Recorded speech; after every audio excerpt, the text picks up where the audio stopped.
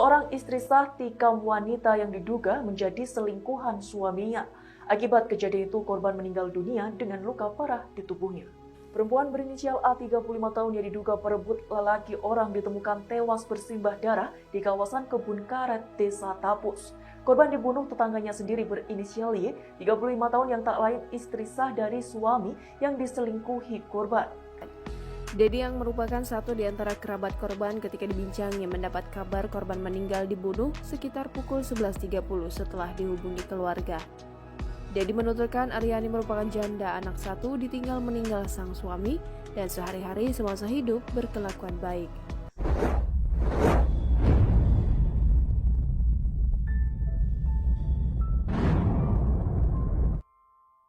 Hai, Assalamualaikum sahabat Arti. Apa kabar hari ini? Semoga semua dalam keadaan sehat ya. Terima kasih yang sudah klik dan nonton video ini. Wanita sederhana ini bernama Yeni, kelahiran Muara Telang 15 Maret 1986. Yeni merupakan warga dusun 1 Desa Tapus, Kecamatan Lembak, Kabupaten Muara Enim, Sumatera Selatan. Sosoknya dikenal baik, ramah, serta pekerja keras.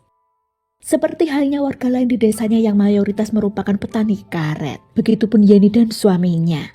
Meskipun kesehariannya tugas utamanya mengurus rumah tangga, tapi Yeni juga harus membantu suami mengurus kebun karet mereka. Tapi jangan salah ya, walaupun warga di sana kebanyakan hanya bekerja sebagai petani karet, tapi warga desa Tapus bisa hidup makmur.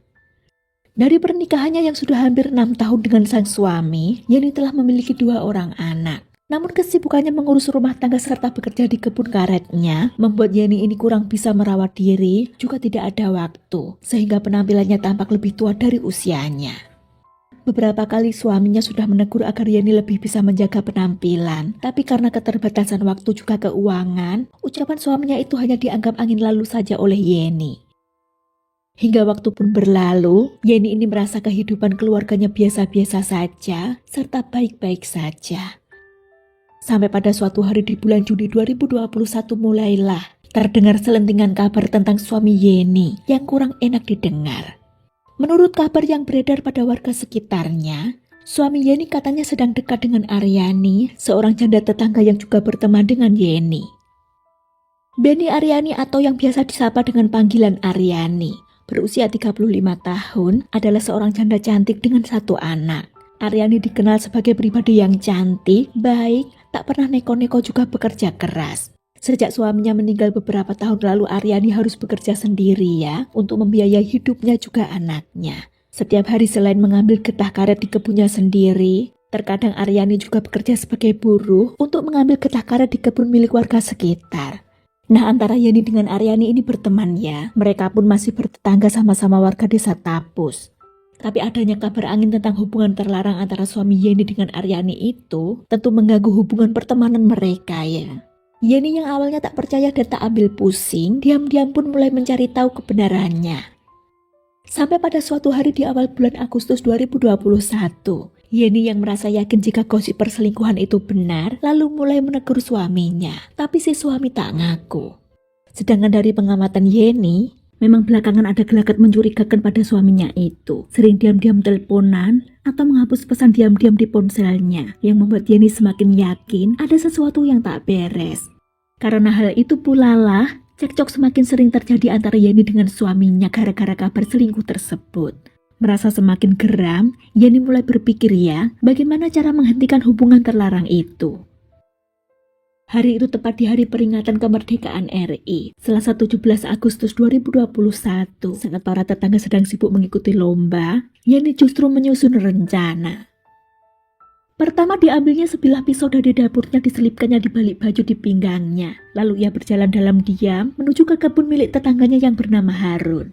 Karena Yeni tahu pagi itu Aryani sedang bekerja mengambil getah karet di kebun milik Harun tersebut.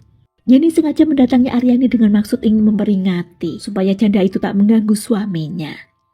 Sekitar pukul 8:30 pagi akhirnya, Yeni berhasil menemui Aryani yang sedang berada di kebun karet itu. "Sudahlah, jangan kau ganggu lagi suamiku," ucap Yeni. Aryani yang terkejut dengan kedatangan Yeni temannya itu, lalu mencoba menjelaskan tak ada hubungan apa-apa antara dirinya dengan suami Yeni. Menurut Aryani justru suami Yeni lah yang kerap berusaha menggoda Aryani. Tapi rupanya Yeni yang sudah cemburu buta tak percaya dengan ucapan Aryani ini. Lalu kembali Yeni memperingati agar Aryani menjauhi suaminya. Aryani yang juga sudah kesal karena terus dituduh lalu menjawab, "Ya terserah akulah, mau apa kau?" katanya menantang. Mendengar itu Yeni yang sudah emosi langsung menyerang Aryani hingga kedua emak-emak itu pun berkelahi.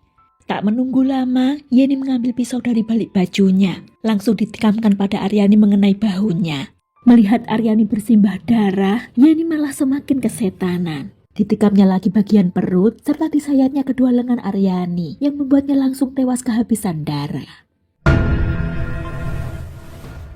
Merasa puas melampiaskan sakit hatinya, Yeni pulang ke rumah. Ia mencuci tangan yang berlumuran darah itu lalu dengan kondisi setengah linglung, Yeni pergi menyerahkan diri ke Polsek Lembah. Kepada petugas Yeni mengaku telah membunuh seorang wanita tetangganya di sebuah kebun karet di desanya.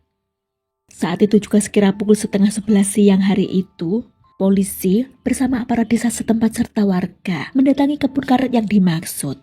Dan benar saja mereka menemukan jasad seorang wanita yang tewas bersimbah darah akibat luka senjata tajam pada bahu, perut, juga kedua lengannya. Sementara keluarga Aryani yang menerima kabar itu tentu sangat terkejut ya. Kenapa? Siapa yang melakukan? Terlebih saat keluarga tahu jika pelakunya adalah Yeni, tetangga sekaligus teman korban, dengan alasan menuduh korban telah berselingkuh dengan suami Yeni. Di mata keluarganya korban yakni Aryani ini adalah wanita yang baik. Meskipun seorang janda tapi tidak pernah neko-neko, juga tak pernah ada masalah dengan orang lain. Sebab itu keluarga tak percaya jika Aryani telah selingkuh dengan suami Yeni. Yeni binti Darmadi berusia 35 tahun, yang kemudian dipindahkan ke Polres Muara Enim menceritakan motifnya hingga tega melakukan perbuatan mengerikan itu pada korban, yang merupakan teman sekaligus tetangga satu desanya itu. Kepada penyidik, Yeni mengaku sakit hati atas perselingkuhan antara suaminya dengan korban yang seorang janda. Hari itu Yeni sebenarnya hanya ingin memperingati korban agar tak lagi mengganggu suaminya.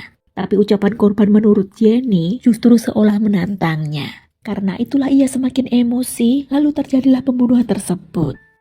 Yeni yang kala itu berusia 35 tahun.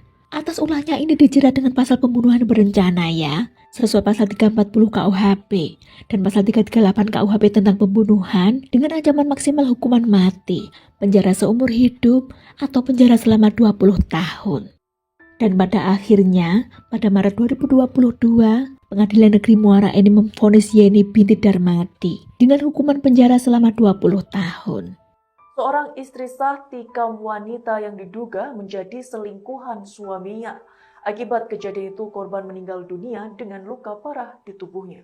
Perempuan berinisial A 35 tahun yang diduga perebut lelaki orang ditemukan tewas bersimbah darah di kawasan kebun karet Desa Tapus. Korban dibunuh tetangganya sendiri berinisial Y, 35 tahun yang tak lain istri sah dari suami yang diselingkuhi korban. Nah sahabat, kalau sudah gini siapa yang rugi? Yeni mungkin ada rasa lega ya, setelah melampiaskan sakit hatinya. Namun, ia lupa jika ada pertanggungjawaban atas tindakannya tersebut. Bagaimana nasib anaknya kelak? Aryani tewas, anaknya pun jadi yatim piatu. Sementara Yeni di penjara, anak-anaknya pun turun nelangsa nasibnya. Dan suami Yeni bebas di luar sana. Ayolah sahabat, pikirkan dulu baik-baik setiap tindakan yang akan kita lakukan ya, karena penyesalan selalu datang belakangan. Sekian kisah ini, mari kita ambil pembelajarannya ya. Jaga diri semuanya. Wassalamualaikum warahmatullahi wabarakatuh. See you.